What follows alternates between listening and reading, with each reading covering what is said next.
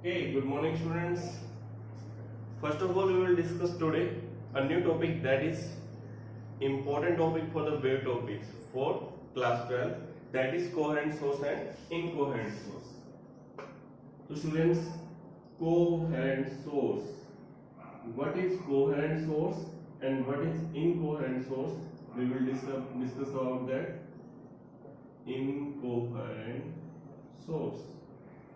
तो students first of all in दोनों में डिफरेंस फाइंड करने के लिए इनकी डेफिनेशन को रीड आउट कर लेते हैं. We are considering here two source. The source is S1 and second source is S2.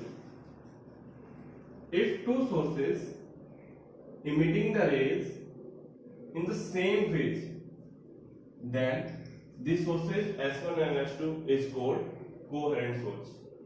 If they are not emitting the rays in the same phase, then we can categorize these two sources as a incoherent source. But एक property और रहता है coherent source का, that the phase difference, if the phase difference between the sources is a constant quantity. What is constant? Phase difference. If phase difference between two sources remains constant, then also these sources are called coherent sources. Like एक example के लिए मैं यहाँ पे एक example को discuss कर देता हूँ कि मेरे पास में दो सोर्स हैं. ये पहला सोर्स है, that is first source, and second, this is the second source. Okay, first source जो है वो जिस फेज में लाइट को इमिट कर रहा है उसको मैं कंसीडर कर रहा हूँ जीरो. और सेकंड सोर्स में भी सेकंड सोर्स जो है वो एक इंस्टेंट टाइम पे जिस फेज में लाइट को इमिट कर रहा है उस फेज को मैं यहाँ पे कंसीडर कर लेता हूँ, दैट इज 10 डिग्री. ओके, ये तो फर्स्ट लाइट इमिट होगी, फर्स्ट रे इमिट होगी. जैसे ही सेकंड रे इमिट होगी, अब स्टूडेंट यहाँ पर आपको ये भी समझना पड़ेगा कि रेज इमिट क्यों होती है. क्योंकि इलेक्ट्रॉन जब लोअर एनर्जी लेवल से हायर एनर्जी लेवल में जाता है तो एक्साइट होता है, और जब वो हायर एनर्जी लेवल से लोअर एनर्जी लेवल में आता है तो अपने में से एनर्जी को क्या करता है, इमिट करता है.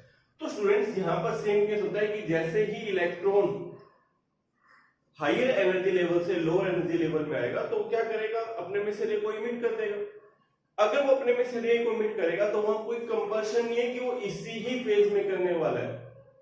दैट्स व्हाई ये फर्स्ट सोर्स है और ये सेकंड सोर्स है, तो सेकंड सोर्स का फेज कुछ भी हो सकता है. इनिशियल कंडीशन में हमने कंसीडर कर लिया कि फर्स्ट इंस्टेंट ऑफ टाइम में फेज डिफरेंस कितना था, 0 and 10. अगर सेकंड वेव जब फर्स्ट और सेकंड सोर्स इमिट करेंगे तो उसमें फेज डिफरेंस भी अगर 10 डिग्री का हुआ, दैट मींस ये कौन सा सोर्स है, कोहेरेंट सोर्स है.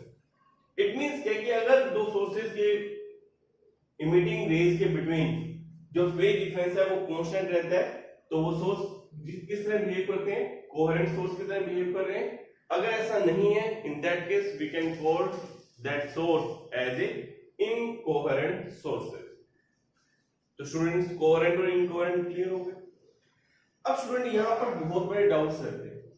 क्या कि कोहेरेंट सोर्स को हम प्रोड्यूस कैसे कर सकते हैं, क्योंकि ये बात आपको 100% क्लियर कि कोहेरेंट सोर्सेज जो हैं वो रियल लाइफ में एग्जिस्ट नहीं करते. मतलब दो सोर्स को कभी, डिफरेंट सोर्स को आप कभी भी कोहेरेंट सोर्स कंसीडर कर ही नहीं सकते.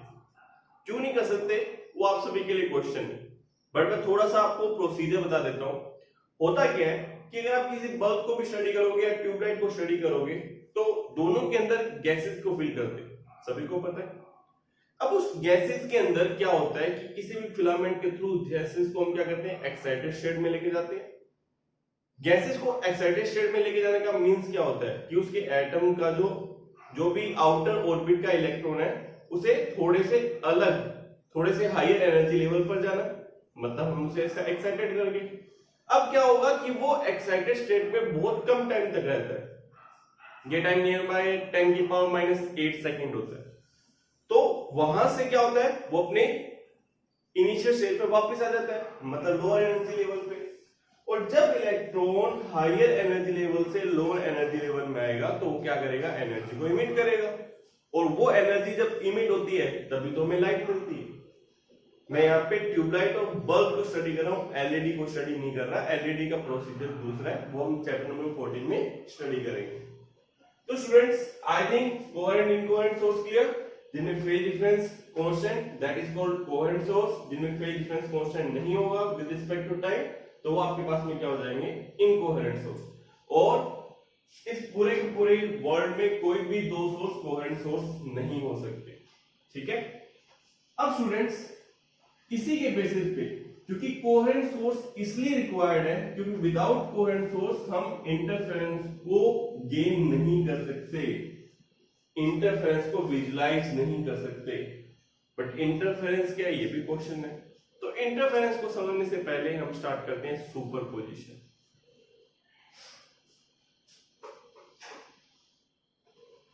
तो स्टूडेंट्स, ये देखते हैं what is superposition of waves.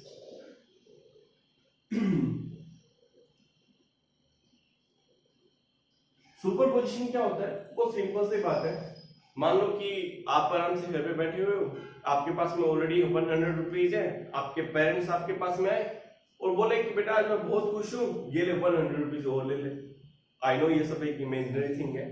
तो आपके पास में टोटल कितने रुपीज हो गए, 100 आपके पास पहले थे, 100 पेरेंट्स ने दे दिया, इट मींस 200। तो आपने कैसे फाइंड किया टोटल के लिए, आपने दोनों को ऐड कर दिया।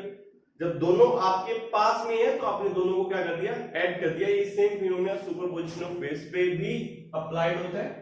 लाइक आपके पास में ये फर्स्ट वेव है और ये आपके पास में सेकंड वेव है।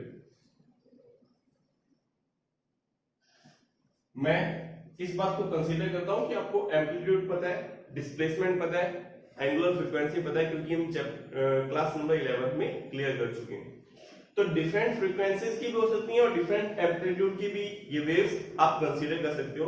जब ये वेव्स किसी भी डायरेक्शन में मूव करके आपस में सुपर इंपोज होती है एक पॉइंट पर,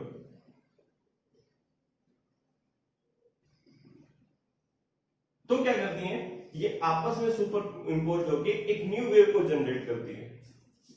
और जिस भी न्यू वेव को ये जनरेट करेंगी वो हमारी रिजल्टेंट वेव हो जाएगी। ठीक, मैं एक एग्जांपल के तौर पे दोनों को ऐड कर दिया तो दोनों का एम्पलीट्यूड ऐड हुआ, दैट मींस टोटल एम्पलीट्यूड ज्यादा बड़ा हो गया। अगेन लोअर साइड में भी, तरफ में भी ये दोनों ऐड हुए और आपके पास में एम्पलीट्यूड पहले कंपैरिजन में इंक्रीज हो गया। तो स्टूडेंट्स, यहां हो क्या रहा है, यहां पर ये जो वेव्स के एम्पलीट्यूड है वो आपस में ऐड हो रहे हैं और ऐड होकर एक बड़े एम्पलीट्यूड को क्या कर रहे हैं, क्रिएट कर रहे हैं। तो इस पूरे प्रोसीजर को हम क्या बोल रहे हैं, सुपरपोजिशन। अब स्टूडेंट, सुपरपोजिशन के अंदर मैंने जिन जिन रूल्स को बोला वो क्या, कि इन रूल्स के अंदर, सुपरपोजिशन के अंदर एम्पलीट्यूड डिफरेंट हो सकते हैं, डिफरेंट एम्पलीट्यूड की वेव्स सुपर इंपोज हो सकती हैं। ओके, नेक्स्ट, अगर हम फ्रीक्वेंसी की बात करें तो डिफरेंट फ्रीक्वेंसी की जो रेंज है वो भी आपस में कंबाइन होकर सुपर इंपोज हो सकती हैं। ठीक है, उस पोजीशन को भी हम सुपर पोजीशन में कंसीडर करेंगे।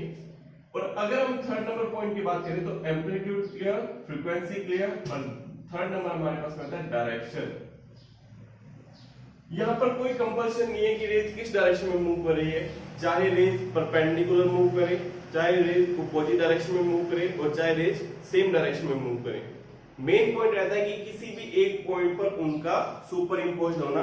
अगर वो सुपर इंपोज हो रही है तो उस हर चीज को हम किस कैटेगरी में कैटेगराइज करेंगे, हम उसे सुपरपोजिशन ऑफ वेव में कैटेगराइज कर देंगे। ये बात क्लियर। अब स्टूडेंट्स, हमारे पास यहाँ पे सुपरपोजिशन बहुत ज्यादा नहीं है, बट सुपरपोजिशन के फॉर्मूले को हम 100% स्टडी करेंगे। When we find the resultant displacement of resultant wave, then this resultant displacement is always equals to the vector sum of all the displacement of all individual rays। तो it means अगर मेरे पास में ये रे में displacement y1 है, यहां पर डिस्प्लेसमेंट y2 है, तो अगर मैं रिजल्टेंट वेव में डिस्प्लेसमेंट फाइंड करूंगा तो रिजल्टेंट वेव में डिस्प्लेसमेंट का वैल्यू किसके इक्वल आ जाएगा, y1 प्लस y2। ये तो वो कंडीशन है जब हमने दो रेज को सुपर इंपोज करवाया। लेट कंसीडर हमारे पास में n रेज है, तो हम क्या करेंगे, इसी फॉर्मूले को थोड़ा सा मॉडिफाई कर देंगे, dot dot dot dot and Y है। ये पार्ट क्लियर हुआ? तो इट मींस क्या है कि डिस्प्लेसमेंट को का हम वेक्टर सम कर रहे हैं किसको फाइंड करने के लिए कि रिजल्टेंट जो हमारे पास में वेव है उसके एम्पलीट्यूड को फाइंड करने के लिए हमने जितने भी रेस थी उनका इंडिविजुअल जो डिस्प्लेसमेंट था उसको आपस में वेक्टर सम कर दिया। तो स्टूडेंट्स ये वाला जो पार्ट है वो क्या हुआ? सुपरपोजिशन। अब सुपरपोजिशन हमारे क्लास 12th में इतना नहीं है। मेन हम यहाँ पर जो डिस्कस करेंगे वो डिस्कस करेंगे इंटरफेरेंस के बारे में। चलो स्टूडेंट्स इंटरफेरेंस को स्टडी करते हैं।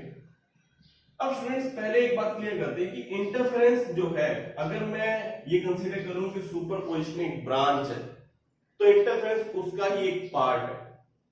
मतलब सुपरपोजिशन ही होगा, दो रेज सुपर इंपोज ही होंगी, बट उसके लिए कुछ कंडीशन अप्लाई हो जाएगी। अब वो कंडीशंस कौन कौन सी हैं चलो उसके बारे में स्टडी कर लेते हैं।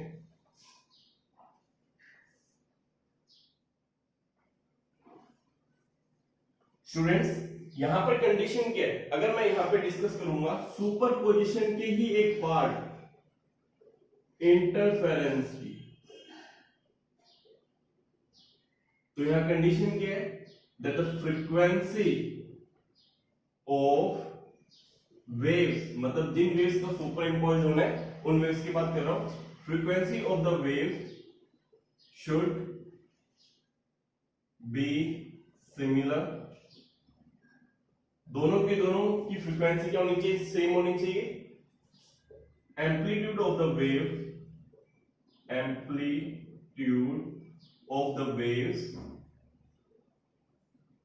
Is near y equal. मतलब क्या है कि एम्पलीट्यूड के लिए कोई स्पेसिफिक कंपल्सन नहीं है, वो नियर बाय इक्वल होना चाहिए। ऐसे नहीं है बहुत बड़ा डिफरेंस होना चाहिए, वो नियर बाय इक्वल होना चाहिए for the better result of interference. तो ये दो पार्ट हो गए। थर्ड नंबर हम पार्ट कर रहे थे डायरेक्शन के बारे में। Then both waves should propagate in same direction.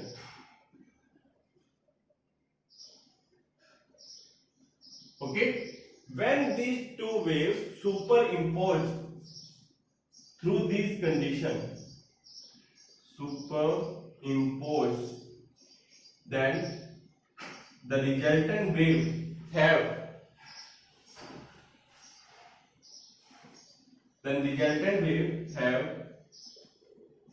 two points. One, its amplitude become maximum or its amplitude become zero.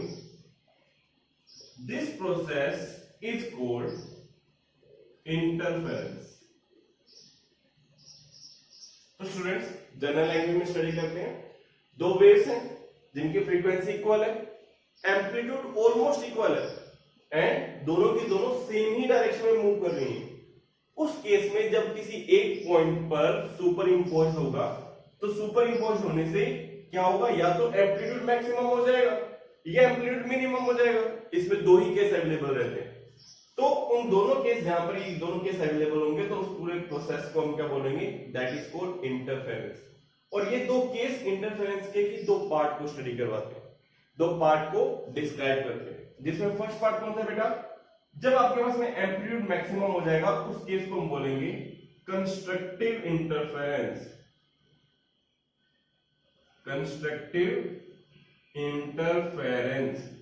और जब आपके पास में इंटरफेरेंस का वैल्यू मिनिमम हो जाएगा, ऑलमोस्ट जीरो हो जाएगा, उसको हम बोलेंगे डिस्ट्रक्टिव इंटरफेरेंस।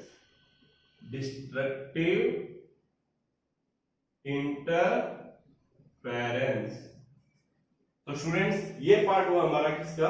इंटरफेरेंस का। नेक्स्ट हम मूव करेंगे कुछ पॉइंट्स पे कि इंटरफेरेंस हमें कैसे दो सोर्सेज के थ्रू मिलता है। तो चलो नेक्स्ट हम पॉइंट्स पर स्टडी करते हैं। तो स्टूडेंट्स इंटरफेरेंस के उन पॉइंट्स को स्टडी करने के लिए मैं यहाँ पे कुछ केसेस को स्टडी कर लेता हूँ। बट यहाँ पर मैं करने वाला क्या वाला हूं वो देखो। फर्स्ट ऑफ ऑल मैं यहाँ पे कंसीडर करने वाला हूं केस नंबर 1, when पाथ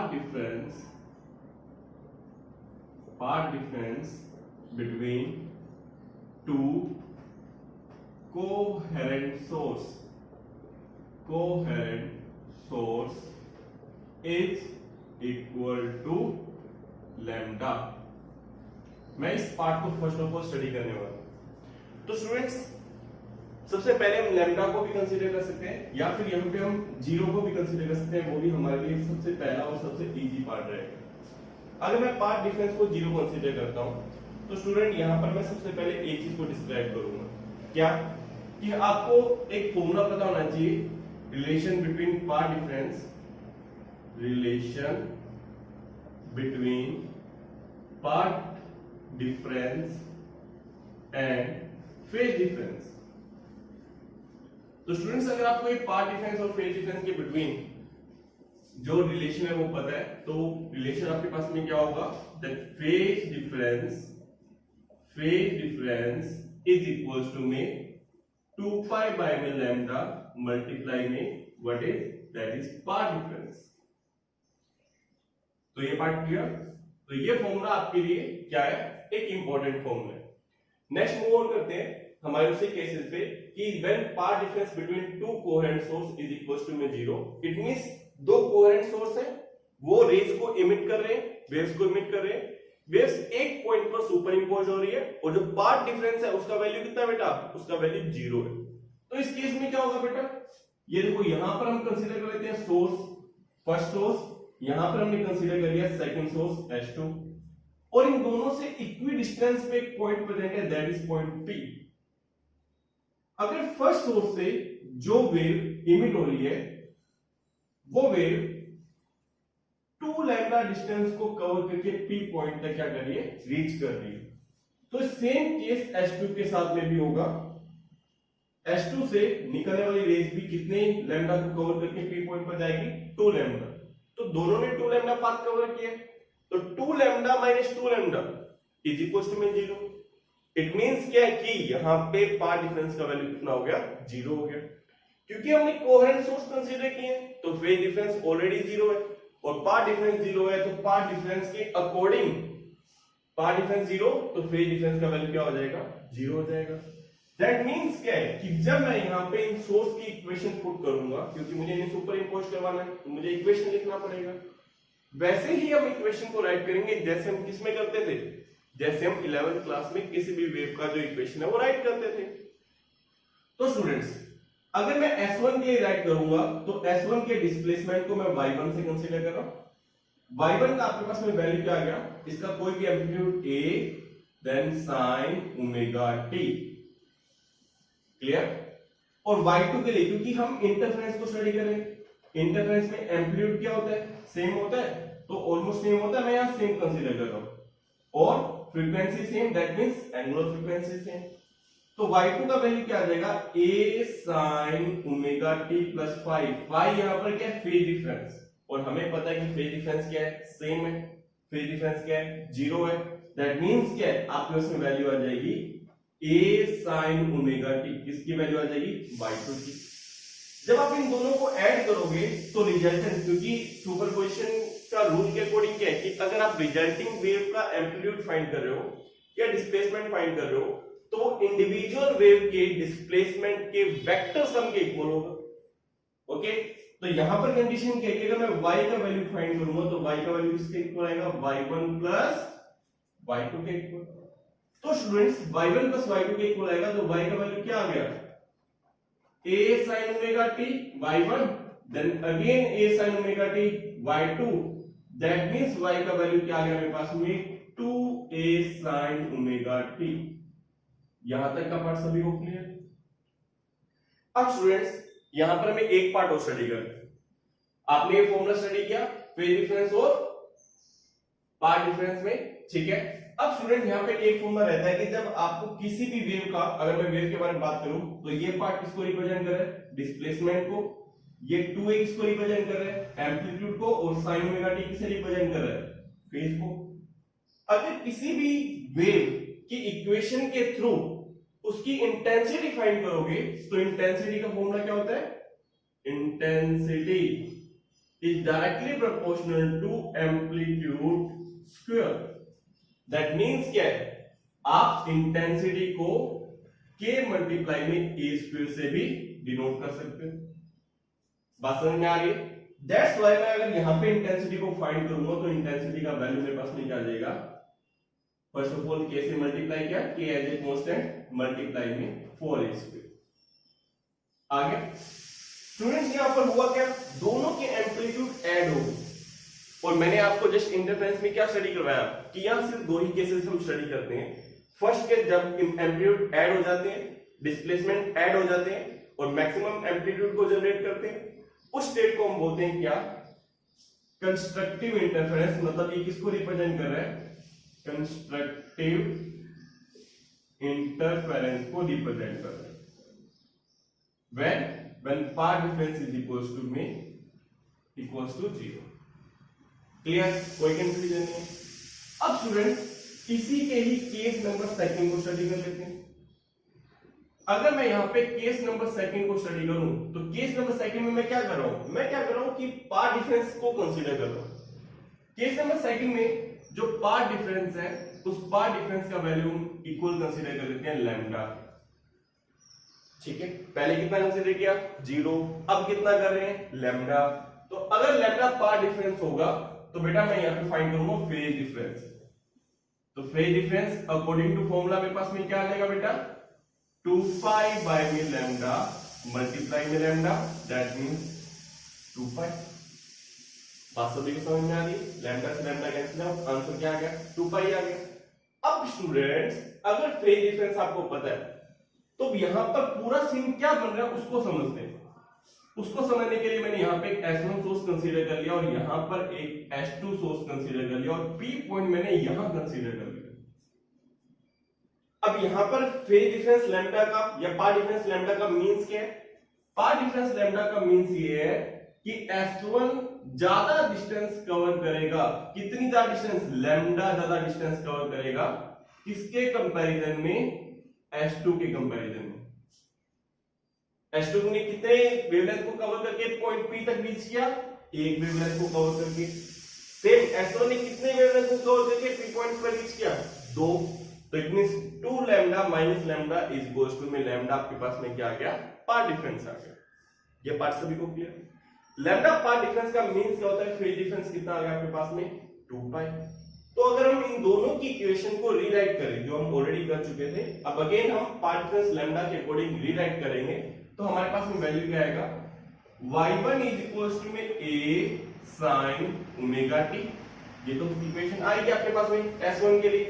पर सीन क्या है कि ये वेव जो पाई 2 पाई एंगल है वो ज्यादा मूव की है, तो मैं यहां पर लिख रहा हूं sin ओमेगा t प्लस 2 पाई। किसके लिए? y1 के लिए। देन अगर मैं यहां पे बात करूं y2 की तो y2 का वैल्यू हम क्या कंसीडर करेंगे? a sin omega t। Clear?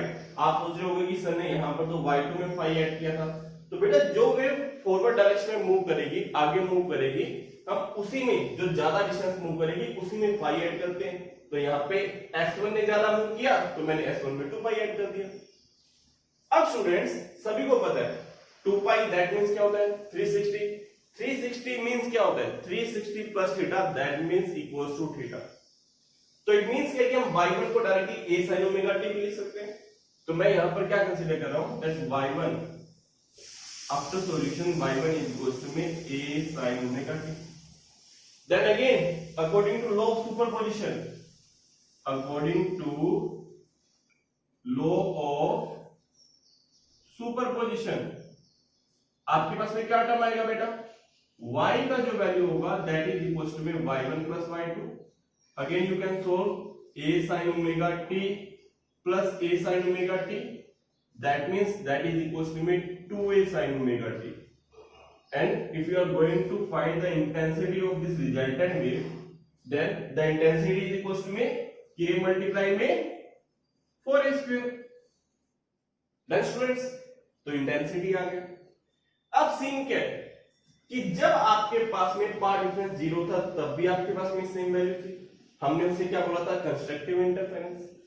जब आपके पास में पाथ डिफरेंस लैम्डा हुआ तब भी सेम पोजीशन है, दोनों एम्पलीट्यूड ऐड होके एम्पलीट्यूड इंक्रीज हो गया, तो इट मींस क्या कि यहां पे भी कौन सा इंटरफेरेंस है, कंस्ट्रक्टिव इंटरफेरेंस। इट मींस क्या है बेटा कि अब हम इसको एक समरी में कन्वर्ट करते हैं, तो हमारी समरी क्या हो जाएगी, whenever path difference is equals to n lambda, where n is equals to 0 1 2 3 and dash dash dash. Clear? Whenever path difference is equals to n lambda, constructive interference occur. Constructive interference occur. But in constructive interference, both the amplitude of the individual waves sum up and make the resultant amplitude twice. Okay? So intensity कितना multiple हो जाएगा, intensity भी 4 multiple हो जाएगा, क्योंकि अगर आप single wave का इंटेंसिटी फाइंड करोगे that is a square, amplitude square that means A square, और यहां पर आप इंटेंसिटी फाइंड करोगे तो उसका वैल्यू क्या है, 4a स्क्वायर। मतलब क्या है कि रिजल्टेंट वेव का एम्पलीट्यूड ट्वाइस एंड जो आपके पास में इंटेंसिटी है वो 4 मल्टीपल में कन्वर्ट हो जाएगा। तो ये पार्ट सभी को क्लियर, कोई कंफ्यूजन नहीं है। तो ये तो स्टूडेंट्स पार्ट था जब हम पार्ट डिफरेंस कंसीडर करते हैं 0 लैम्डा। अब हम इसको थोड़ा सा आगे क्या करेंगे, अपना पूरा फेस को चेंज करेंगे। हम यहाँ पे जो पार्ट डिफरेंस है वो lambda by 2, 3 lambda by 2, 5 lambda by 2 वो पुट करके देखेंगे। तो स्टूडेंट्स यहाँ पर मैं एक ऐसे केस की बात कर रहा हूँ, case number 3, case number 3 when path difference, हम यहां पर भी किसकी बात कर रहे हैं, अभी तक कोहेरेंट सोर्सेज को ही डिस्कस कर रहे हैं। When path difference is equals to lambda by 2, when path difference is equals to lambda by 2 and we are going to find the phase difference, then phase difference is equals to 2 pi by lambda multiply with path difference, that means lambda by 2, so the phase difference is pi। अब इसका diagram कैसे draw होगा, तो इसका diagram अगर आपको draw करना है तो ये आपके पास में S1 source and the second one is S2 source, one point is there, that point can be considered as point P। तो अगेन हम क्या कर रहे हैं, S1 यहाँ पे 3 लूप्स में कन्वर्ट, 3 लूप्स को कवर करके यहाँ पहुंच रहे, और यहाँ पर हम जब S2 को रीच करवाएंगे तो 2 लूप्स में ही पहुंचवा देंगे। तो S1 ने कितनी लेंथ को कवर किया, यहां से यहां तक lambda plus half lambda, it means 3/2 lambda. और अगर मैं S2 की बात करूं तो कितने डिस्टेंस को कवर किया, लैम्डा, दैट मींस कि पार्ट डिफरेंस कितना आया, that is equal to lambda by 2। तो हमारा डायग्राम एक्यूरेट है। अब स्टूडेंट्स इसके थ्रू हम क्या करते हैं, इक्वेशंस को जनरेट करते हैं। फर्स्ट ऑफ ऑल जब मैं S1 का इक्वेशन लिखूंगा लाइक दैट, आपके इसमें इक्वेशन आ जाएगा y1 is equal to a sin omega t plus pi है क्या है, that is phase difference between these two waves। तो पाई आ गया आपके पास में, and we all know that sin 180 plus theta, that is minus sin theta, then this wave will be converted in minus a sin omega t। And what about the second wave? The value of the equation of second wave is y2 is equals to a sin omega t। When we applied here the law of superposition, then according to law of superposition, the resultant amplitude should be equal to the sum up of the both displacement. The resultant displacement is equal to the sum up of both displacement. Then value of y is equal to y1. What is the y1? That is minus a sin omega t. And what is the y2? That is a sin omega t. What is the resultant answer? 0। Clear? It means इस case में क्या हुआ, जो आपके पास में amplitude है वो मिनिमाइज हो गया। मैंने कहा था ना इंटरफेस में सिर्फ 2 ही केसेस होते हैं, फर्स्ट पहली कंडीशन जिसमें वो मैक्सिमम वैल्यू को गेन करता है, सेकंड नंबर कंडीशन जब उसका वैल्यू क्या हो जाता है, 0। तो ये कौन सा कंडीशन है जब उसका वैल्यू हो गया 0। तो इस पार्ट में इंटेंसिटी का वैल्यू कितना हो जाएगा, that is also equals to 0। तो ये प्रॉपर इंटरफेरेंस का जो पार्ट है उसको हम क्या बोलते हैं, डिस्ट्रक्टिव इंटरफेरेंस। Destructive interference. तो अगर मैं यहां पर same value 3 lambda by 2 path difference के फाइंड करूं तब भी 0 आएगा, 5 lambda by 2 path difference find करूं तब भी इसका वैल्यू क्या आएगा, 0 आएगा। दैट मींस क्या स्टूडेंट, व्हेनेवर पार्ट डिफरेंस, इसको हम समराइज कर लेते हैं। समराइज करने के लिए मैं इतने से पार्ट को यहां से रफ कर देता हूं आगे। तो स्टूडेंट्स यहां पर मेन इंपॉर्टेंट पार्ट क्या है, व्हेनेवर, इसकी समरी को फाइंड कर लेते हैं। Whenever part difference is equals to में n plus half lambda, n plus half lambda, you cannot write n lambda by 2। आप कभी भी ऐसे लिखोगे कि यहाँ पे पार्ट डिफरेंस क्या हो गया, n lambda by 2 हो गया। क्यों, क्योंकि इस केस में अगर आपने n का वैल्यू 2 पुट किया तो 2 से 2 कैंसिल आउट हो जाएगा, लैम्डा आ जाएगा। और लैम्डा के केस में कौन सा इंटरफेरेंस अकर रहता है, वहां पे कौन सा इंटरफेरेंस होता है, कंस्ट्रक्टिव इंटरफेरेंस। That's why आपको हमेशा इसी फॉर्मेशन में राइट करना पड़ेगा, that is n plus half lambda। तो जब आप इस फॉर्मेशन में इसे राइट करोगे तो बेटा पार्ट डिफरेंस कितना है, n plus half lambda, where l is equals to में 0 1 2 and dot dot dot n। Path difference सभी के क्लियर। अब student whenever the part difference is equals to में n plus half lambda, which interference occur, that is destructive interference। Destructive interference occur. और destructive interference में होगा क्या, सब dark हो जाएगा। अब स्टूडेंट यहां पर इसकी एक स्टेटमेंट है, बड़ी इंटरेस्टिंग स्टेटमेंट, कि डिस्ट्रक्टिव इंटरफेरेंस एक ऐसा इंटरफेरेंस होता है जो हमें एक ऐसा नॉलेज देता है कि दो लाइट रेज, मतलब लाइट प्लस लाइट आपस में समअप होगी और डार्क को क्रिएट करेगी। तो है ना इंटरेस्टिंग, दो लाइट्स मिलकर भी डार्क को क्रिएट कर सकती है। इसको बताने के लिए, इसको रिप्रेजेंट करने के लिए हमारे पास में कौन सा इंटरफेरेंस आता है, दैट इज डिस्ट्रक्टिव इंटरफेरेंस। किस कंडीशन में, जब वो अपोजिट फेज में मूव करती है। बात समझ में आ रही है, कोई कंफ्यूजन नहीं। अब स्टूडेंट्स नेक्स्ट मूव ऑन करते हैं। यहां तक हमने जितना भी पार्ट स्टडी किया था उसमें हमने क्या किया था, फेज डिफरेंस एक कांस्टेंट वैल्यू लेके कंसीडर किया था कि फेज डिफरेंस कितना है, that is equals to pi. यहां पर फेज डिफरेंस कितना लिया, that is equals to 2 pi. Case number 1 में फेज डिफरेंस कितना है, दैट इज इक्वल्स टू 0। अब हम यहां पे कंसीडर करेंगे कि phase difference is equals to में 5। हमें नहीं पता कि फेज डिफरेंस का वैल्यू कितना है, ठीक है। तो उसके लिए आपके पास में इंटरफेरेंस कैसे होगा, या उसके लिए क्या इंटेंसिटी क्या एम्पलीट्यूड होगा, चलो उसे फाइंड कर लेते हैं। तो यहां पर हम नेक्स्ट मूव करते हैं केस नंबर 4 पे।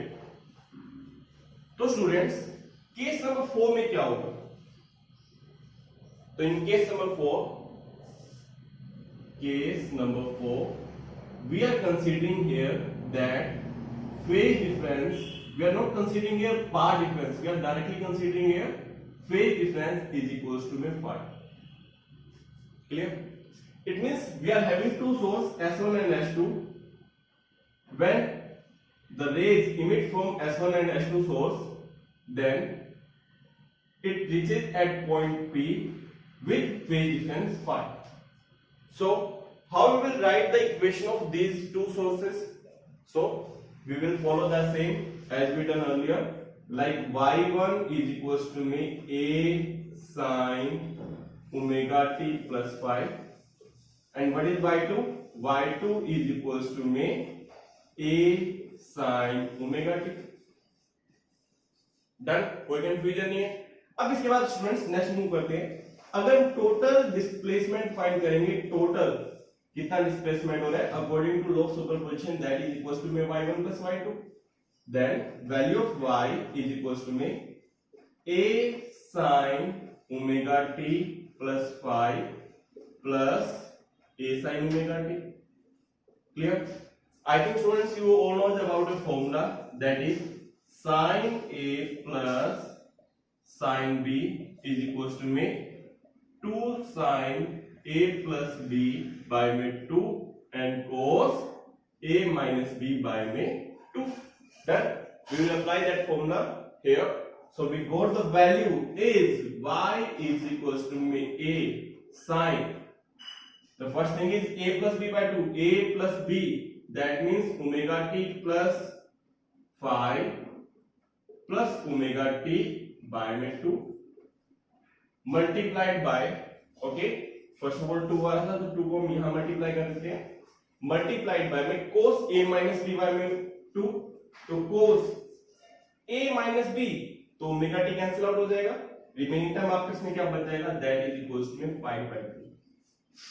तो स्टूडेंट्स पहले मैं इस इतने से पार्ट को यहां पर लिखता हूं कि हमारे पास में ये पार्ट क्या है, और फिर हम इसको आगे फर्दर स्टडी में लेके आते हैं। देखो y का वैल्यू आपके पास में क्या बन जाएगा, y is equals to 2a sin omega t plus 5/2 dot cos 5/2।